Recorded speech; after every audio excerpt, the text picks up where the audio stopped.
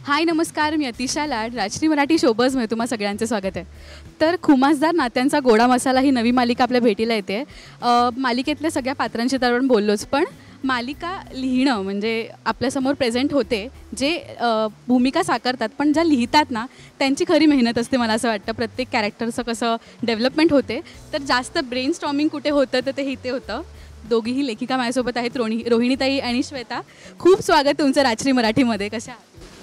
मस्त, एकदम मस्त, मज्जेत. एकंदरीत बोलणं झालं की मस्त ऊन पाऊस खेळ सुरू आहे आणि त्यात ताईंनी एक कवितासुद्धा लिहिली आहे, जी लवकरच आय गेस आमच्या समोर येईल. हो हो, म्हणजे हल्ली ऋतूचा स्वभाव बदलत चाललेला आहे. ऋतू स्वतःचा स्वभाव विसरत चालला आहे, अशा अर्थाची ती कविता आहे.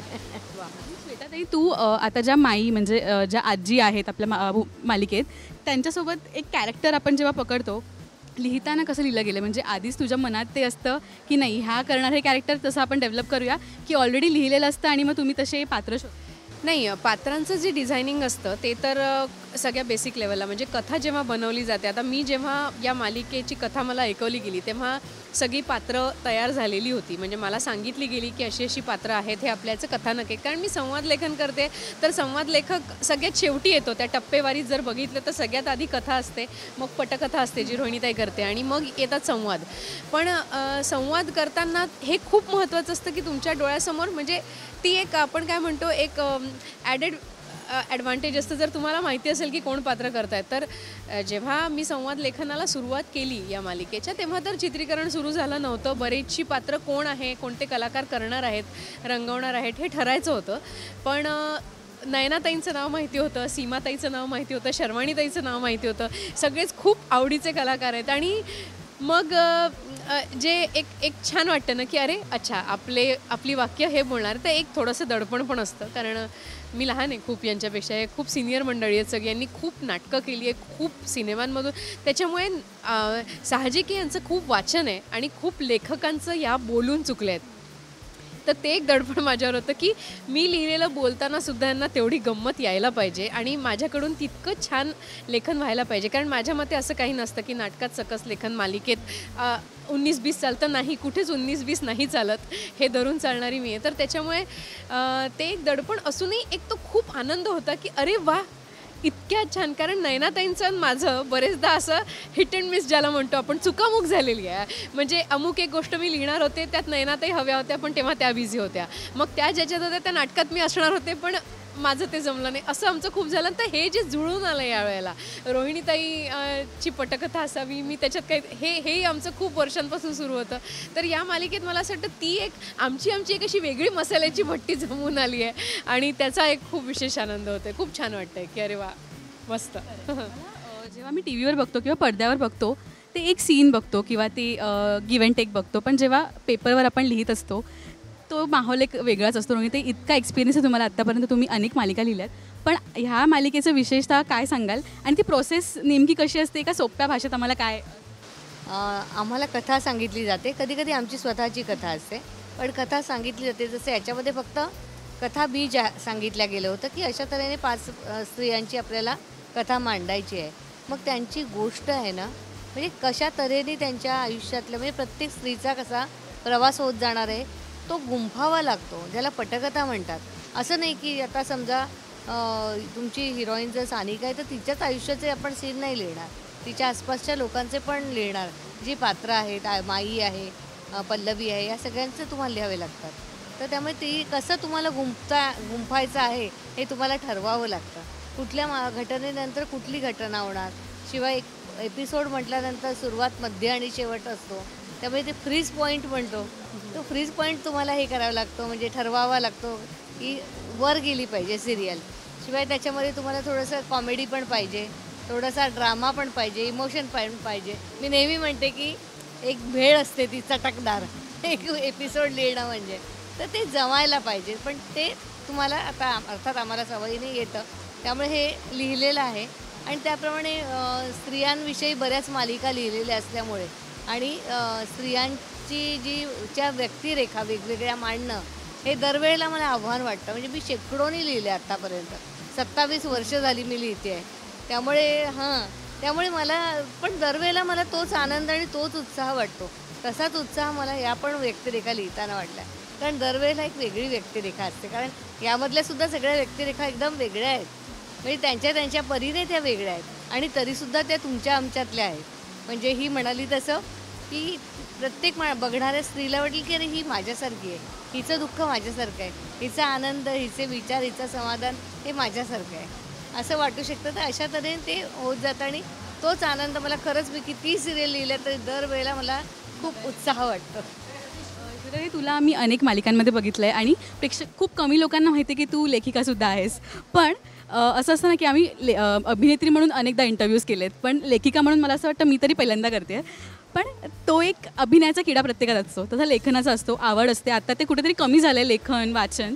पण तुला कधी गवसलं की मी छान लिहू शकते आणि ही आवड कधी निर्माण झाली, कोणत्या पॉईंटला? गरज ही शोधाची जननी असते तसं झालं होतं ते. राज्यनाट्य स्पर्धेतूनच आम्ही सगळे व्यावसायिक रंगभूमीकडे वळलेली माणसं आहोत. तर राज्यनाट्य स्पर्धेमध्ये शासनाने नियम काढला की नवीन संहिता असेल तर त्याचे 10 गुण जास्त मिळतील आणि तेव्हा ते 10 गुण आम्हाला हवे होते. पण नवीन संहिता मिळत नव्हती. तर सगळी तेंडुलकरांची, एलकुंचवारांची सगळी नाटकं करून झाली होती क्लासिक्स. आता काय करायचं, नवीन संहिता आणायची कुठून? आम्ही खूप लेखकांकडे गेलो. माझ्या मनात एक विषय तयार होता आणि तो कोणी लिहून द्यायला तयार नव्हतं. मग शेवटी इतके वेळेला मी इतक्या लेखकांना तो सांगितला, तेव्हा आमचे दिग्दर्शक म्हणाले अगं तुला तो विषय इतका उमगला आहे तर तूच का नाही लिहित?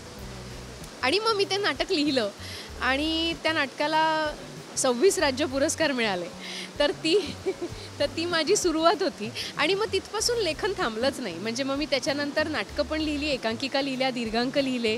मग मी 2 सिनेमे लिहिले, त्यापैकी बार्डो सिनेमाला नॅशनल आहे. मग मालिका लिहिल्या. सोनी मराठीसाठीची माझी ही दुसरी मालिका आहे. याच्या आधी मी सारे तुझ्यासाठीचे संवाद लिहिले होते आणि आता गोडा मसालाचे लिहिते. तर ते लेखन म्हणजे असं येत गेलं, म्हणजे ते घडलं. नाहीतर मी कधी, मला नाही वाटत की मी असं आवर्जून काही लिहायला बसले असते. म्हणजे स्वांतसुखाय कविता लिहिणं वगैरे तो भाग वेगळा, पण असंच व्यावसायिकदृष्ट्या लेखनाकडे वळणं वगैरे माझ्या गावी नव्हतं कधी. पण ते घडलं. ते मलाच स्वतःचा असा शोध लागल्यासारखं झालं की अरे आपण लिहितो. पण एक गंमत आहे की कधी कधी हे जेव्हा अशा रीतीने येतं तेव्हा एकतर तुम्हाला ती गोष्ट आवडते, नाहीतर ती नाही आवडत. पण मला लेखन आवडतं आहे. कारण याच्यात एक गंमत होते, जसं तर तू म्हणालीस ना की अभिनेत्री म्हणून तू मला भेटलीस, पण आता या गोडा मसालामध्ये मी अजून तरी कुठलं कॅरेक्टर करत नसले तरी ती सगळीच कॅरेक्टर्स आपण दोघी जगतोय. म्हणजे ती एक गंमत येते, कारण मी त्यांनी बोलायच्या आधी ती सगळी वाक्य माझी बोलून झाली असतात स्वतःशी लिहिताना. आणि लिहिताना मला असं वाटतं तो सीन आपण जास्त जगतो, कारण कुठेच काही नसतं, आपण मनातल्या मनात तो जगत असतो. सो मला असं वाटतं ते तर आणखीन बेस्ट आहे, तो अनुभवच वेगळा असतो. सो मला मजा येते लिहिताना. मग ते नाटक असू दे, सिनेमा असू दे किंवा मालिका तर रोज आपण काहीतरी लिहितो. मुळात काहीतरी लिहिलं जातं आहे रोज, हे मालिकेमुळे घडतं आणि ते खूप महत्त्वाचं आहे. कारण आपण किती भूमिका जगलोय, किती भूमिका जगले आणि तू तर किती, म्हणजे खरंच ती फार एक. आणि मुख्य म्हणजे नुसत्याच इथे तरी कदाचित आम्ही म्हणजे स्त्री भूमिकाच करू शकू, पण आम्ही पुरुषांसाठी लिहिताना आम्ही पुरुष भूमिकासुद्धा जगतोय. सो अगदी स्ट्रॉंगेस्ट माइंडच्या अगेन्स्ट उभा असलेला जयवंतसुद्धा मी जगते. सो ती एक गंमतच खूप वेगळी आहे. मला असं वाटतं दॅट्स द परकाया प्रवेश करावा, परकाया प्रवेश. हां, आणि तो ॲक्टरने करण्याच्या आधी लेखक करत असतो. ही एक फार गंमत आहे आणि तो एक्सरसाइज रोज होतो आहे, ज्याचा उपयोग मला सगळीकडे होतो आहे. नाटकात काम करताना होतो आहे, सिनेमात काम करताना होतो आहे. गंमत आहे. ही खूप इन्स्पायरिंग आहे खरं तर. बऱ्याच जणांना लिहायची सवय असते, कोण शेरो शायरी करतं, पण ते कधी आपण एक हॉबी म्हणून बघतो. पण एक संधी मिळणं खूप गरजेचं असतं, जे तुला मिळाली आणि तू आता खूप एन्जॉय करतेस ही लेखिकावाला पार्ट. हो, पण मी फक्त लेखिका नाही आहे. खूप लोकांना म्हणजे हा गैरसमज झाला आहे की कदाचित मी आता संन्यास घेतला आहे, मालिकांमध्ये वगैरे मी काम करणार नाही आहे. पण नाही, असं काही नाही आहे. जसं मी म्हटलं त्याप्रमाणे खूप चांगली आता भूमिका मिळायला पाहिजे. एक चांगली व्यक्तिरेखा जर साकारायची संधी मिळाली तर ती मी नक्की करणार. वा वा वा. आज मला इथे राजश्री मराठीच्या ह्याच्यावर रोहिणीताई निनावे यांनी एक वचन दिलेलं आहे. आम्ही सगळे सुद्धा उत्सुक आहोत, कारण का आम्ही इतक्या मालिकांमध्ये हिला पाहिलं, निगेटिव्ह रोल, पॉझिटिव्ह रोल सगळ्यामध्ये पाहिलं. तर प्रेक्षक उत्सुक आहेतच, पण घर सांभाळून लेखन करणं, परत लेखनमध्ये मला असं वाटतं आपल्याला जेव्हा आपण एक अभिनेत्री असतो तेव्हा लिहिलेलं असतं फक्त आपल्याला एक मांडायचं असतं, पण लेखिकेला जास्त कस लागतो आणि शांतता घरात खूप नाही गेली 4.5 वर्ष 4.5 हो म्हणजे माझा मुलगा आता 4 वर्षाचा होईल, पण तेव्हापासून शांतता म्हणजे मला उलट असं झालेलं आहे की आपण बघ कसं घडत जातो आजूबाजूच्या याच्यातून. आता मी कुठेही लिहू शकते. पण एक खूप छान अनुभव सांगते, खूप गंमत येईल तुम्हाला ऐकून. सारे तुझ्यासाठीचंच संवाद लेखन मी करत होते आणि लोकलनेच प्रवास करते मी, त्याच्यामुळे मी दादरकडे म्हणजे मी लोकलने जात होते चर्चगेटला आणि मला फोन आला आमच्या EPचा सेटवरून की एक सीन पटकन लिहून हवा आहे कारण आपल्याला तो आत्ता करायचा आहे. म्हटलं पण मी आत्ता कसा देऊ, तर लॅपटॉप तर असतोच नेहमी सोबत. म्हटलं बरं थांब मी देते. तर मला पुढच्या स्टेशनवर उतरायचं असूनही मी दादर स्टेशनला उतरले आणि तो एक मोठा ब्रिज आहे ना, तिथे बेंचेस ठेवलेले आहेत अगदी 2च मोजके ज्याच्यावर ते कमांडोज बसतात, सिक्युरिटीवाले बसतात. मी त्याच्यावर बसले आणि पटपट हे लिहू लागले, सीन काढून लिहून. तर काही वेळाने माझ्या आजूबाजूला 2-4 कमांडोज उभे होते आणि त्यांना शंका आली की मी काहीतरी गैर करते. आय डोंट नो, त्यांना वाटतं मी हॅक करते काहीतरी सिस्टीम किंवा मी काय ब्लास्ट करणार आहे, मी कोण आहे. तर इतकी गंमत झाली की मला त्यांना हे सिद्ध करावं लागलं, तो सीन वगैरे बाजूला ठेवून की नाही मी आर्टिस्ट आहे स्वतः, मी लेखिका आहे, अशा मालिकेसाठी मी लेखन करते. आणि मग त्यांना मला तो सीन वाचून दाखवावा लागला. अशी फार गंमत झालेली. सो की माझ्या भाचीचं लग्न होतं आणि नेहमीप्रमाणे घाई असतेच, डेडलाईन आणि हे. तिकडे तिचं लग्न होत होतं आणि मी डिवोर्सचं सीन लिहित होते. मंगलाष्टका चालू आहे. म्हणजे हे खोटं नाही, सत्य सांगते. त्याच्यामुळे मला असं वाटतं निदान म्हणजे हे अगदी खरं आहे की लेखनाला शांतता लागते, पण नाटक किंवा सिनेमा हे मी नाही लिहू शकत कुठेही. त्याच्यामुळे जनरली मी ते फार एकांतात आणि याच्यात लिहिते. पण मालिकेचं लेखनच तुम्हाला हे शिकवतं की तुम्हाला कुठेही लिहिता आलं पाहिजे, कारण तुम्हाला द्यावाच लागतं ना, ते काही तुमच्या मनावर अवलंबून देश नसतं. नाही की जिथून मी लिहिलं नाही आहे. थायलंड, सिंगापूर, ग्रीस, लंडन, कुठेही राहून आणि अक्षरशः म्हणजे आम्ही जे लेखक आहोत, आम्ही म्हणते तसं रेल्वेमध्ये, बसमध्ये, एअरपोर्टवर कुठे कुठे बसून लिहिलेलं आहे, काय विचारू नकोस. तुम्हाला ती म्हणजे इवन माझी आई वारली ना, त्याच्यानंतर मी 2 दिवसांनी लिहिलं होतं. आई माझी 11 वर्ष आजारी होती. मी हॉस्पिटलमध्ये खाली बसून जमिनीवर बसून सुद्धा सीन लिहिलेले आहे. तुम्ही कुठल्या मनस्थितीत आहात कोणीही तुम्हाला डोळे आले असताना सुद्धा लिहिलेलं आहे.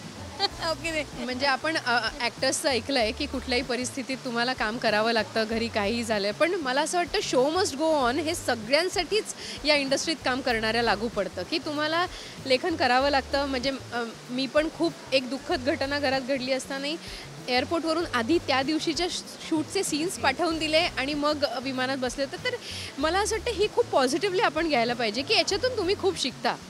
असं कंडिशन्स ठेवून कंडिशन्स अप्लायच्या स्टार मार्क खाली तुम्ही लेखन नाही करू शकत मालिकेचं. ही एक खूप महत्त्वाची बाजू आहे. तर मजा येते, चॅलेंजिंग आहे. असं वाटतं लेखन क्षेत्रात जे येऊ पाहतात त्यांच्यासाठी खूप इन्स्पायरिंग आहे हे सगळे किस्से तुम्ही जे सांगताय. आणि खरंच गोडा मसालासाठी आम्ही खूप एक्सायटेड आहोत 3 तारखेसाठी. Thank you so much. आणि तुला पुन्हा एकदा पण थँक्स, कारण लेखकांकडून इतकं सगळं कोणी ऐकून घेत नाही. मुळात त्याबद्दल इंटरेस्टिंग होतं हे. तिचे धन्यवाद. ॲक्च्युली छान किस्से शेअर केलात. थँक्यू सो मच आणि ऑल द व्हेरी बेस्ट सगळ्या प्रोजेक्टसाठी अपकमिंग. थँक्यू.